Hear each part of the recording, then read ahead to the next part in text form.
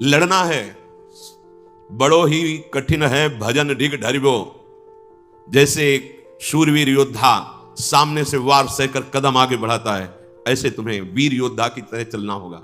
कायर पुरुष की तरह भाग कर जाओगे तो कुचले जाओगे, और अगर धैर्य पूर्वक रहोगे तो कह रहे हैं पर जो कर विश्वास ईश्वरीय बल पर सम्मुख डट जाता। अब तुम मरना है, चाहे जितना कष्ट हो, मृत्यु से भयानक कोई कष्ट नहीं होता। अब मुझे श्री जी की प्राप्ति करनी है, जितना दुख चाहो प्रभु आप दे लो, आप दे लो, छूट है आपको, जितना दुख चाहो। इतना तुम्हारा सोचना होगा कि दुख भाग जाएंगे, कोई दुख छुएगा नहीं तुम्हें। उससे डर वे भाग छूटती नहीं, दुखी वो हो पाता जिसने निश्चय कर लिया कि अब सारे दुख मुझे भोगने हैं, पर हम प्रियाजू को, प्रियाजू के नाम को, प्रियाजू के धाम को, प्रियाजू के चरणारविंद की उपासना को कदापि नहीं छोड़ सकता। कुछ भी हो जाए सब डर जाएंगे, काम क्रोध लोभ मोह मद मत्सर। पर हम कायर पुरुष जैसा आचरण कर बैठते हैं, गलती हो जाती है कि हम विषय सेवन में ही शांति का अनुभव करना चाहते हैं। हम चाहते हैं अगर हम ये विषय सेवन कर लें तो हृदय शांत हो जाएगा, जलन मिट जाएगी, कुचले जाओगे, परमार्थ से बहुत दूर कर दिए जाओगे, आपको पता ही नहीं चलेगा। माया का खेल ऐसा है, पता थोड़ी चलता है कि हम भ्रष्ट हो गए, पता थोड़ी चलता है कि हम इतने नीचे उतर गए। जब कोई महात्मा आपको दर्शन कराएगा कि आप कितने नीचे गिर गए, तब आपको पता चलेगा। गिरते समय पता नहीं चलता, माया का ऐसे ही भक्ति का खेल है। चढ़ते समय पता नहीं चलता कि कितनी ऊंचाई पर आप चढ़ते हैं। जब गुरु कृपा से कहीं ऐसे द्वंद्व उपस्थित होते हैं और उन द्वंद्वों पर आपका हृदय विचलित नहीं होता, तब पता चलता है कितनी कृपा भक्ति की है कि हमें इस ऊंचाई पर बैठा दिया कि मान अपमान, लाभ हानि, दुख सुख ये हमारे ऊपर कोई प्रभाव नहीं डाल पा रहे। पर ये डट वही सकता है जिसने अपने जीवन का लक्ष्य निश्चय कर लिया है। श्रीपाद करें, राधा दास्य मुझे श्री जी चाहिए। जिसने मन में ये निश्चय कर लिया कि अब मुझे प्रियालाल चाहिए, तो अब उसकी चाह में इतनी सामर्थ्य होती है कि सबसे लड़ सकता है। जैसे धन की चाह आने पर चोरी करने के लिए भी उतारू हो जाता है, हिंसा करने के लिए भी उतारू हो जाता है, उसको कुछ भी डर नहीं लगता। एक धन का लोभ चढ़ता है तो प्राणों को सौंप दिया, भय को बिल्कुल रौंद दिया, और जैसा भाव बना वैसा कर बैठा। और आप प्रभु को चाहते हैं और आपको डर लगता है। आप परम धन श्री लाडली जी के गोरे चरणारविंद की प्राप्ति करना चाहते हैं, तो अब अपना अधिकार, अपना पन, अपना महत्व श्री लाडली जी के चरणों में। हे प्रभु, हे प्रिया, ये प्राण, ये तन, ये मन आपको समर्पित है। अब जैसा जी चाहे वैसा आप करो। यही है सुदृढ़ योद्धा भगवत मार्ग का।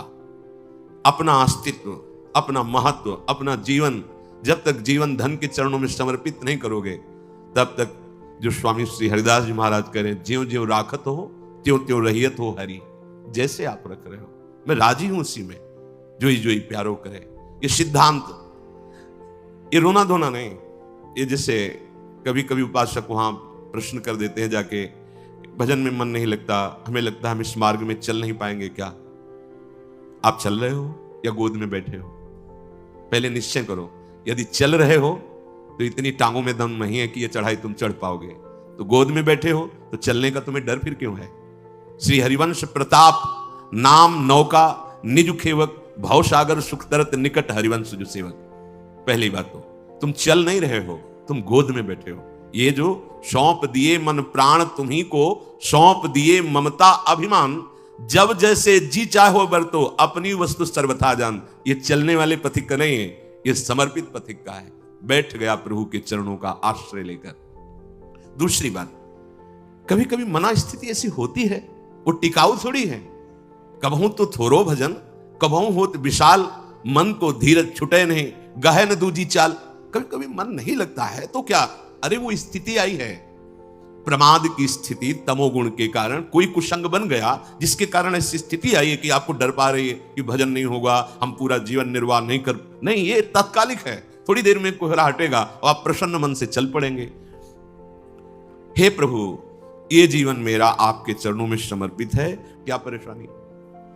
हे नाथ, मेरा मन, मेरा तन, मेरा प्राण आपको समर्पित है। आप जैसा चाहो खेलो, मत सकुचाओ, अभी आपका है। आप जैसा चाहो। फिर आप शिकायत कैसे, फिर आपका प्रश्न कैसे बनता है? ये जब तक मेरे मेरे मेरे तब तक नहीं हटा पाओगे। और ये आपको दिया, अब इसमें काम रखो या आप रहो, इसमें प्रेम भरो या आप इसमें विकार भरो, आपको पूरी स्वतंत्रता है नाथ। उसी दिन से आप देखेंगे मन निर्मल होने लगा। क्योंकि जब तक अहंकार रहता है तभी तक ये सारे विकार आक्रमण करते हैं। अहम प्रभु के चरणों में समर्पित हुआ कि वो दिव्य निर्मलता, दैवी संपदा के भागवतिक सद्गुण अपने आप आने लगते हैं। जिस समय आपको मान अच्छा लगे, अपमान दुखित, तो समझ लो आपका अहम अभी समर्पित नहीं हुआ। उपासक का जब अहम समर्पित हो जाता है तो मान अपमान सुख दुख से अब मेरा रहा न कुछ संबंध। तुम ही मेरे कैवल्य परम पद हो और बंधन है तो सिर्फ आपका ही बंधन है। ये आप ही हमारे मोक्ष हो, आप ही हमारे बंधन हो, आप ही हमारे साधन हो, आप ही हमारे साध्य हो। आपसे ही सब कुछ है अब हमारा। अभी अभी निश्चिंत हो जाओगे, अभी निश्चिंत हो। आपको क्या परवाह? जब आपने अपने आप को प्रभु के चरणों में समर्पित कर दिया तो अब जिम्मेवारी प्रभु की है। पर आप समर्पित वाणी से केवल कह रहे हैं अभी अहम है। आपको पता लग रहा है कि भगवान पता नहीं संभालें कि न संभालें, गति बनेगी कि नहीं बनेगी, पता नहीं लाभ मिलेगा कि नहीं। ये शरणागति का लक्षण नहीं है। छूटे सभी अन्य आश्रय, अब मिटे सभी संबंध अनित्य। ये जो अनित्य संबंध है, हम लोग समझते हैं कि बाहर से बाबा जी बन जाने पर छूट जाते हैं। भ्रम में मत रहना, ये किसी कपड़ा बदलने से छूटने वाले नहीं है। ये अंदर की बात है। जो जड़ चेतन का संबंध है, ये अंदर का संबंध है। बाहर का घर छोड़ दिया, बाहर के संसारिक कपड़े छोड़ दिए, बाहर का भाव दिखाते कि हम वैराग्य से हैं, लेकिन अंदर की बात देखो। संबंध अगर प्रभु के अलावा किसी और से है, वो क्यों न तन हो, वो क्यों न कोई विषय हो, क्यों न कोई सुख हो, चाहे लोक लोकांतर का कितना भी बड़ा सुख हो या सिद्धि हो, वो अभी राग रहित नहीं हुआ है। पूज्य श्री पंडित गया प्रसाद जी महाराज, बड़े पहुंचे हुए महापुरुष जो निरंतर भगवान की लीला में डूबे, वो कह रहे हैं चिंतन संबंध का बोध कराता है और संबंध ही चिंतन में स्थित रखता है। अब आप देखो आपका चिंतन क्या चल रहा है। महापुरुषों के वचन है, चिंतन आपका जहां है आपका संबंध वही है। अगर प्रियालाल का चिंतन चल रहा है तो प्रियालाल से संबंध है। शरीर का चिंतन है, इंद्रियों का, भोगों का, वस्तु का, व्यक्ति का। ध्यान दीजिए, आपका संबंध जहां होगा वहीं चिंतन होगा, और जहां चिंतन होगा वहीं संबंध माना जाएगा। आप कहते हैं हमारे माई श्यामाजू का राज, कहां चिंतन है आपका? शीघ्रातिशीघ्र चिंतन को संभालिए। यदि कोई भी लौकिक कामना रही तो एक ना एक दिन गिरने पड़ेगा। पूज्य बाबा कह रहे हैं अगर कोई भी लौकिक कामना आपके अंदर अभी, तो वो गिराएगी, आपको गिराएगी। इसलिए यासों कामनान को ढूंढ ढूंढ के निकाल फेंके। देखो अपने चिंतन में कौन सी कामना बहुत जोर कर रही है, प्रभु के नाम बल से उस कामना को छोड़िए, उसमें सुख नहीं है। उपासक जब तक सत्यता से इनकी तरफ ना चले तब तक ये कामनाएं अपना अधिकार रखती हैं। जहां सत्यता से चलने का भाव आया तो ये स्वतः ही कामनाएं नष्ट होने लगती हैं। उद्देश्य में दृढ़ता, सत्यता, तो सतमार्ग आगे को खुल जाएगा। सब बानक बनतो चलो जाएगो, सहायक मिलते चले जाएंगे। कुछ प्रश्न करते हैं, क्या नरसिंह जी जैसा प्रेम कई जन्मों की साधना के बाद होता है? पूज्य बाबा से, नरसिंह जैसा प्रेम क्या एक जन्म में नहीं हो सकता है? बाबा ने कहा हां हो सके है, यदि सच्चे सदगुरु की प्राप्ति हो जाए तो। क्योंकि सदगुरु कृपा दृष्टि सेवाकों प्राणनाथ के मिलवे की ताई रोएबो सिखाए दे। क्योंकि प्राणनाथ ही स्वयं श्री सदगुरु बन के मिलवे को जतन बताए आए हैं। बहुत सुंदर बात, बहुत सुंदर। हम कहते हैं गुरु ब्रह्मा गुरु विष्णु गुरुदेव महेश्वरा, गुरु साक्षात परब्रह्म, लेकिन देख नहीं पाते।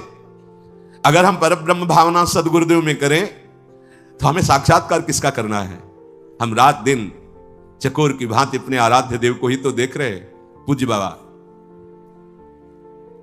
श्री प्राणनाथ स्वयं सदगुरु बन के मिलवे को जतन बताए आए हैं। अपने मिलवे को जतन बताए हुए आए हैं। देखो प्रिया प्रीतम, ये संसार की वस्तु की तरह कोई चमत्कार कि भाई ऐसे किया प्रिया प्रीतम, ऐसो ना है। ये चमत्कारन में जो फंस गए, जो सिद्धिन में फंस गए, वो तो जान ही ना पावे प्रिया प्रीतम को। यह अलभ्य वस्तु है, ये गूंगे को स्वाद है।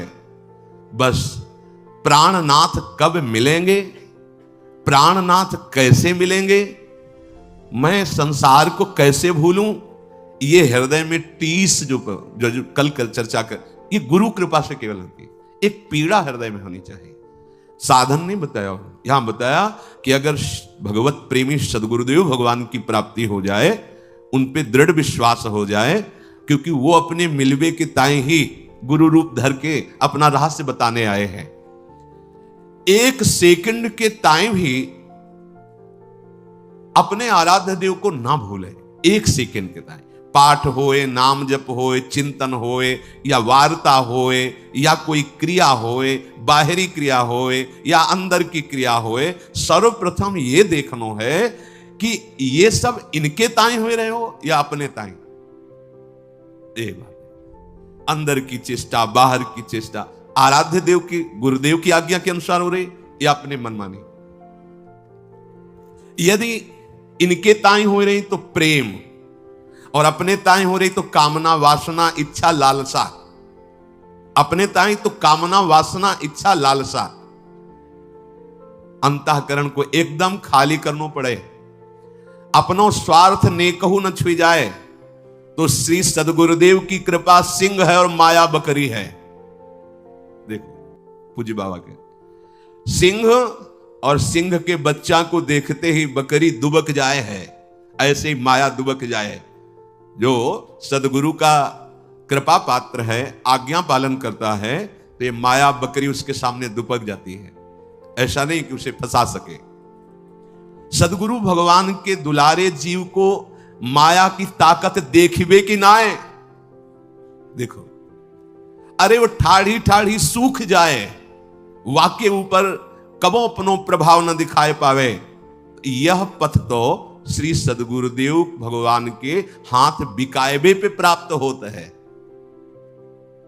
साधक अपने मन सो ऊंचो कितनो साधन करे, कितनो ऊंची स्थिति प्राप्त करवे को प्रयत्न कर ले, किंतु अंत में वाको गिरनो पड़ेगो।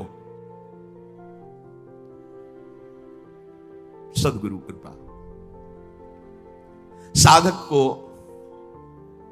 बार बार यही प्रार्थना करनी चाहिए प्रभु से कि सदगुरु के सम्मुख रहूं। तभी सेवक जी ने महाराज जो यहां पूज्य बाबा कह रहे कि गुरु सेवा तज करे जबान, यह अधर्म यह सभानी, कानी न रसिकन में रहे।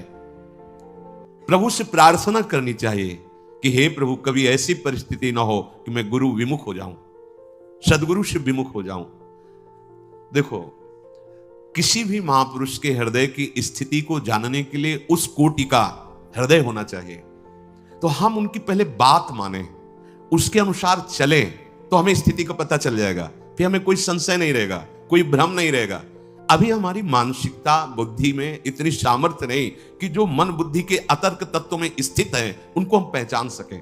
तो हमारी उपासना शुरू होती मानने से, वेदांत की उपासना शुरू होती है जानने से। वो जानकर मानते हैं, हम मानकर जान जाते हैं। पहले हम मान लेते हैं गुरु साक्षात परब्रह्म है। भी कोई ऐसा नहीं कि तुम्हारे मानने से क्या होगा, वो है। वही प्रभु अपने आप को जनाने के लिए स्वयं जाने जी देव जनाई, वो सदगुरुदेव भगवान के रूप में आए हैं। जासो आपको दर्शन करने की सुविधा मिलेगी। अगर गुरु के सन्मुख रहेंगे तो आपको आराध्य देव का जो स्वरूप है गुरुदेव के अंदर छुपा हुआ, इस ढांचे के अंदर, उसकी सुविधा हो जाएगी आपको। उपासक को छल, कपट, दंभ, पाखंड, राग, द्वेष, क्रोध, विरोध ये तभी छूते हैं जब गुरु विमुख होता है। पक्का। भजन और संत समागम, कोई त्रिभुवन में ऐसी स्थिति नहीं जो प्राप्त न करवा दे। ये दो बात, जो गुरु प्रदत्त भजन है और जो गुरुजनों का संग है, ये दो, ये ध्रुवदास जी ने भी कहा है, साधन को हरि भजन है कै सत्संग सहाय। तो यदि छल कपट दंभ पाखंड राग द्वेष क्रोध विरोध ये हृदय में है तो आप गुरु से विमुख हैं। आप देख लीजिए, अगर गुरु के सन्मुख हैं और भजन हो रहा है और संत संग, तो ऊंची से ऊंची कोई भी स्थिति ऐसी नहीं जो आपको प्राप्त ना हो जाए। अर्थात नरसिंह मेहता जी जैसा प्रेम इसी जन्म में बहुत शीघ्र प्राप्त हो जाए। रहनी बनाएवे में चूक कर दे हम, पूज्य महाराज जी कहे, जाको श्री भगवान की आवश्यकता ही अनुभव ना होए। यदि आप साधना की रहनी जो गुरुदेव ने दी है वैसे चलते रहो तो आपके अंदर भूख बढ़ जाएगी प्रिया प्रीतम की प्राप्ति की। यदि आप उनसे थोड़ा भी विमुख होंगे तो आवश्यकता ही महसूस नहीं होगी, प्रभु की आवश्यकता भोगों की महसूस होगी। अध्यात्म की नींव है सदगुरु श्रद्धा। संतन की कृपा मनाओ, भक्तन सो मैत्री करो और ये बात मांगो। ये हमारे सदगुरुदेव भगवान में अपार श्रद्धा है। मेरे श्री सदगुरुदेव भगवान को सदैव मेरे मन पे अधिकार हो जाए। अभी हम अपने मन की बात रोते रहते करके अधिकार कहां दिया है? अगर आपके मन में कुछ आ रहा है तो तुरंत दृष्टि पहुंचाओ, सदगुरुदेव भगवान ये आपको दिया हुआ मन है, आप देख लो, राजी हो इसमें जो चल रहा है? आप राजी हो? अगर आप राजी हो तो देख लो, अगर आप नहीं तो चल कैसे रहा है? ये आपको समर्पित मन है।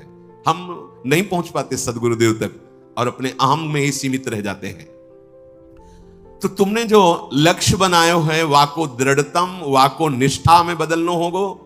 सब साधन तभी सिद्ध माने जाएंगे जब एकमात्र केवल भगवत चिंतन चलने लगे। बुद्धि की परीक्षा ले खुद, बाबा कह रहे, सामने सब भोग हो तुम्हारे, फिर अगर बुद्धि ललचा रही तो उससे पूछो कि क्या तुम प्रभु की प्राप्ति के लिए चली थी? अय बुद्धि, तूने निश्चय किया था श्यामा श्याम, फिर ये कहां राजी हो रही, फिर ये तू आकर्षित कहां हो रही है? संसार की सब वस्तुन को कोई प्रभाव तुम्हारे ऊपर ना पड़े, समस्त संसार तब भगवत स्वरूप हो जाएगा जब गुरुदेव की आज्ञा के अनुसार भजन और किसी भी भोग का कोई आकर्षण नहीं। तब तो यहां कह रहे कि आपका संबंध जहां वहीं चिंतन, जहां चिंतन वहीं संबंध। इसलिए हमें किशोरी जी के चरणारविंद का प्रेम चाहिए, तो किशोरी जी से ही संबंध और उन्हीं का चिंतन। अगर हमारा संबंध संसार का, शरीर का, व्यवहार का, तो इस पे कोई प्रश्न कर सकता है तो बाबा जी कोई कर सकता है, गृहस्थ तो नहीं कर पाएगा? नहीं नहीं। फिर वही आपसे कह रहे हैं, ये अंदर की बात है, बाहर से नहीं। बड़े बड़े महापुरुष पाए गए हैं गृहस्थी में, बहुत ऊंची स्थिति। पूज्य श्री जयदयाल गोयनका जी, पूज्य श्री भाई जी महाराज, और भी बहुत से ऐसे सदगृहस्थ हुए जो बहुत प्रेम की ऊंचाई पर विराजमान हुए, ज्ञान की उत्तम भूमिका पे पहुंच गए। बात अंदर की है। अगर अंदर आप इसी जन्म में भगवत प्राप्ति करना चाहते हैं तो आपका चिंतन केवल प्रभुमय होना चाहिए, एक एक क्षण प्रभुमय चिंतन। हमारा चिंतन ही हमारा जीवन है। बिल्कुल चिंता छोड़ दीजिए, योगक्षेम वाहन भगवान करेंगे। अनन्यस चिंतयन्तो माम, बार बार जीवन का सार चिंतन है, बस ये समझ लो। हृदय में हमारे प्रिया प्रीतम का चिंतन, श्यामा श्याम का चिंतन, तो जीवन सार्थक है। श्री राधा और श्री श्याम सुंदर उसी से संतुष्ट होते हैं जो नित्य निरंतर उनके चिंतन में स्थित रहता है। उनको और कुछ नहीं चाहिए, प्रिया प्रीतम को या हमारे आराध्य देव को और कुछ नहीं चाहिए, चिंतन चाहिए। पकड़ लो इस बात को। तभी बड़े बड़े सम्राट भी वैरागी जनों के आगे मस्तक झुका देते हैं, क्योंकि उनके पास वो है नहीं जो उनके पास है। उनके पास क्या है? चिंतन। अगर आपके पास भगवत चिंतन नहीं है, आप हमारे प्रभु को रिझा नहीं पाएंगे। वस्तुओं से, नाना प्रकार की भोग सामग्रियों से, तो साधक, उनकी आराधना करने वाला, वो विरक्त हो जाता है। ब्रह्मादिक के भोग सब विषम लागत आए। इसलिए श्री राधा चरणारविंद की प्रीति प्राप्त करना जीवन का परम लक्ष्य, और निरंतर श्री प्रिया प्रीतम के चिंतन में रहना, और वो होता है सदगुरुदेव भगवान की कृपा।